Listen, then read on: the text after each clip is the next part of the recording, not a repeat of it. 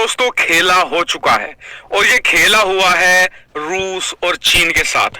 और ये कोई छोटा मोटा नहीं हुआ है, आने वाले 20 से लेकर 22 सालों का खेला इन दोनों के साथ हो चुका है। और सबसे इंटरेस्टिंग बात तो ये है कि इसके बावजूद कि रूस के पास भारत से बेहतर मिलिट्री टेक्नोलॉजी है, चीन के पास भारत से ज्यादा पैसे और संसाधन है, तब भी भारत ने दोनों को कूट दिया है। जी हाँ, लिटरली कूट ही दिया है। और अब हालात ये हैं कि मैदान में मेन दो ही खिलाड़ी बचे हुए हैं, भारत और अमेरिका। बाकी सब या तो कोई इन दोनों देशों से 10 साल पीछे है या फिर 20-25 साल पीछे है। लेकिन आगे की हम बात करें तो इन दोनों से आगे कोई नहीं है। अब भारत अमेरिका के बीच ही आखिरी टक्कर है। तो चलिए वीडियो को शुरू कर लेते हैं और जान लेते हैं इस पूरे मामले को। दरअसल दोस्तों, कल दो बड़ी खबर निकलकर सामने आई थी रूस और चीन की तरफ से। बताया गया कि रूस और चीन दोनों अपने जो 5वीं पीढ़ी के लड़ाकू विमान है, जैसे कि रूस का Su-57 है और चीन का J-20 है, ये अपने लड़ाकू विमान का एक नया वेरिएंट तैयार कर रहे हैं। 5वीं पीढ़ी का ही होगा वो भी, और वो डबल सीट वाला होगा, डबल इंजन वाला होगा। और दोनों नए वेरिएंट क्यों बना रहे हैं? कारण उसका यह है कि दोनों का ही जो 5वीं पीढ़ी के लड़ाकू विमान है Su-57 और J-20, दोनों ही फेल हो चुके हैं। दोनों ही 5वीं पीढ़ी के नहीं है, दोनों ही स्टेल्थ नहीं है। इसके अलावा लगातार दोनों ही लड़ाकू विमानों में बहुत सारी परेशानियां भी खड़ी हो रही हैं। ऐसे में एक नया वेरिएंट तैयार कर रहे हैं जिसमें जो पुराने लड़ाकू विमान है उसकी खामियों को दूर किया जाएगा। लेकिन एक बात साफ हो चुकी है, जैसे ही दोनों की तरफ से ये चीजें क्लियर हुई कि जी अब दोनों ही देश चीन और रूस कम से कम 2030 तक 5वीं पीढ़ी के लड़ाकू विमान पर ही काम करते रहेंगे।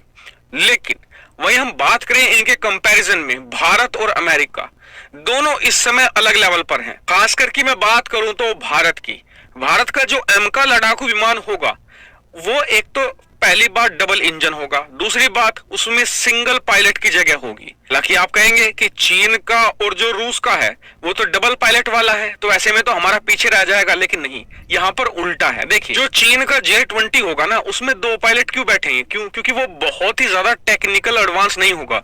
उसे पूरे लड़ाकू विमान को हैंडल करने के लिए एक पायलट चाहिए होगा, फिर उसके पीछे एक को पायलट बैठेगा जो पूरे आर्मामेंट को कंट्रोल करेगा। लेकिन एमका इतना ज्यादा एडवांस होगा कि उसके अंदर बैठे पायलट को बस इशारा करना है, बाकी का काम लड़ाकू विमान पूरी तरीके से संभाल लेगा। जो अंदर बैठा पायलट है बस उसे सोचना है कि इस मिसाइल को फायर करना है, बाकी का काम जो एमका के अंदर टेक्नोलॉजी है वो खुद करेगी। इसके अलावा उसमें आर्टिफिशियल इंटेलिजेंस को भी इंटीग्रेट किया जाएगा। और इतना ही नहीं, एमका का जो सेकंड वर्जन आएगा ना, उसमें तो ये भी ऑप्शन होगा कि आप उसे बिना पायलट के भी उड़ा लो। जी हाँ, ये कैपेबिलिटी वो लेकर आने वाला है। इसके अलावा जो स्टेल्थी लेवल है वो भी कहीं ज्यादा बेहतर होगा। भारत जिस रफ्तार से इसे बना रहा है, पूरी उम्मीद है कि आने वाले 2.5 से लेकर 3 साल के अंदर ये पूरी तरीके से तैयार हो जाएगा। आने वाले 4-5 साल के अंदर भारत पूरी तरीके से चीन और रूस को लड़ाकू विमानों की रेस से बाहर ही कर देगा। हालांकि कई लोग कहेंगे कि रूस तो Su-41 भी बना रहा है जो 6ठी पीढ़ी का होगा, लेकिन आपको बता दूं कि उसके बनने की संभावना कम से कम 2040 तक है। 2040 तक तो भारत एमका का तीसरा वर्जन बना लेगा जो 6.5 जनरेशन का होगा। पैसे में भारत यहाँ पर अब चीन और रूस से टक्कर नहीं ले रहा है, ये तो अब कंपटीशन से ही बाहर है। भारत की जो असली टक्कर है अब अमेरिका से है, क्योंकि अमेरिका भी FA-XX नाम का 6ठी पीढ़ी का लड़ाकू विमान तैयार कर रहा है। देखिए, इसका पूरी तरीके से श्रेय जाता है भारतीय वैज्ञानिकों को, DRDO को, ADA को, और इसके अलावा कुछ हद तक भारतीय सरकार को भी। क्योंकि पिछले 3 सालों के अंदर स्पेशली जिस हिसाब से सरकार ने फंडिंग करी है एमका की, जिस हिसाब से इसकी प्लानिंग करवाई है, वो बहुत ही ज्यादा अमेजिंग है। इसी ने एमका की बनने की रफ्तार को लगभग 4 गुना से भी ज्यादा तेज कर दिया है। वरना लग ऐसा रहा था कि एमका 2030 के बाद ही तैयार होगा, लेकिन अब ऐसा लग रहा है कि 2030 तक भारत इसका सेकंड जनरेशन भी तैयार कर लेगा जो 6ठी पीढ़ी का होने जा रहा है। तो इस समय भारत पूरी रफ्तार से आगे बढ़ रहा है। हम यही यहाँ पर प्रार्थना करते हैं कि इसी तरीके से हमारे वैज्ञानिकों को सफलता मिलती जाए, एक दिन हम अमेरिका को भी बीट कर दें। दोस्तों, भारत की तरफ से बे ऑफ बंगाल में यानी कि बंगाल की खाड़ी में चेतावनी जारी की गई है और चेतावनी में यह कहा गया है कि 28 से लेकर 29 जून तक इस क्षेत्र के अंदर कोई भी ना आए। यह बिल्कुल नो फ्लाइंग जोन रहेगा, क्योंकि हम यहां पर टेस्टिंग अंजाम देंगे 28 से 29 जून तक।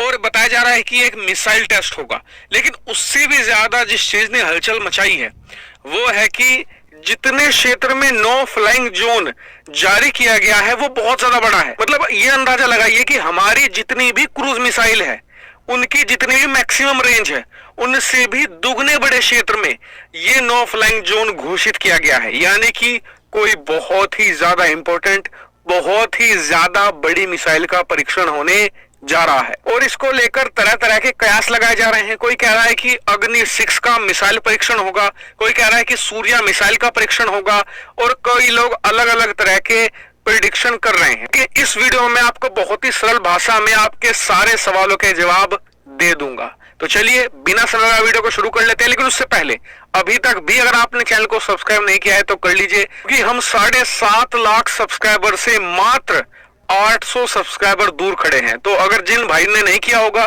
तो प्लीज कर लेना। तो चलिए अब वीडियो को शुरू कर लेते हैं। तो दोस्तों, असल में भारत की तरफ से पिछले 2-3 दिनों में लगभग 4 नो टाइम वार्निंग जारी की गई है। मैंने परसों बताया था एक, तो जिसमें मैंने आपको बताया था कि HSTDV हाइपरसोनिक मिसाइल का परीक्षण हो सकता है। उसके बाद भारत ने कल एक और नो टाइम जारी किया, जिसमें बताया कि लक्षद्वीप के पास एक नो फ्लाइंग जोन घोषित कर दिया गया है, क्योंकि वहां पर भारत और अमेरिका मिलकर एक युद्धाभ्यास को अंजाम देंगे। लेकिन जो तीसरा आज आया है नो टाइम, ये काफी ज्यादा इंटरेस्टिंग है, क्योंकि ये बहुत बड़े एरिया में जारी किया गया है। स्क्रीन पर आप देख सकते हैं करीबन 1680 किलोमीटर के क्षेत्र में नो टाइम वार्निंग जारी की गई है। और इसलिए लोग कह रहे हैं कि जी देखिए, हमारी जितनी भी क्रूज मिसाइल है उनकी मैक्सिमम रेंज 1050 किलोमीटर तक है। ठीक है, यानी कि यह तो तय है कि क्रूज मिसाइल का टेस्ट तो नहीं होगा, होगा किसी बैलिस्टिक मिसाइल का।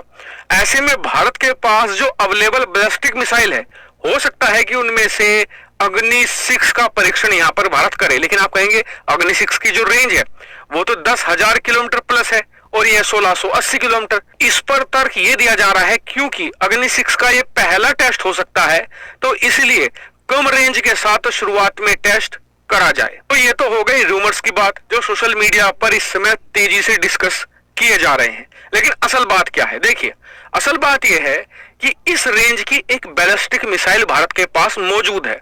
दरअसल आपको पता है कि भारत एक BMD सिस्टम बना रहा है, यानी कि बैलिस्टिक मिसाइल डिफेंस, जिससे कि पूरा Bharat ballistic missile prove country बन जाएगा। भारत पर कोई बैलिस्टिक मिसाइल से अटैक नहीं कर पाएगा। तो उसी के लिए भारत कई तरह की मिसाइलें तैयार कर रहा है। उसी में भारत ने 2 नई मिसाइलें तैयार की थी, AD-1 और AD-2 बैलिस्टिक मिसाइल।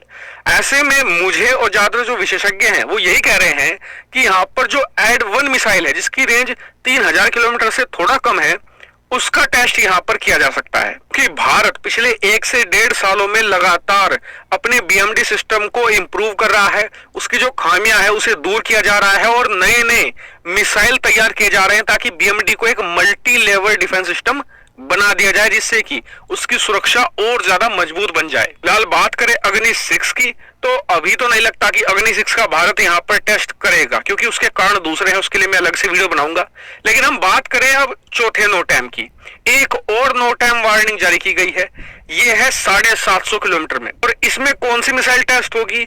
ब्रह्मोस का जो एक्सटेंडेड वर्जन है, ER जिसे कहा जाता है ब्रह्मोस, उसका परीक्षण इसमें बताया जा रहा है कि बिल्कुल उसी का ही होगा। खैर, यह बात तो तय है कि भारत आने वाले 15 दिनों के अंदर खूब धूम धड़ाका करने वाला है। मैं आपसे भी कहूंगा आप चैनल को सब्सक्राइब कर लेना, क्योंकि भारत का कभी कुछ पता नहीं कौन सा बम फोड़ दे। इस चैनल पर आपको ये सारी खबरें सबसे पहले मिलेगी, तो चैनल को जरूर सब्सक्राइब कर लेना। फिलहाल में इतना ही। Thank you for watching video.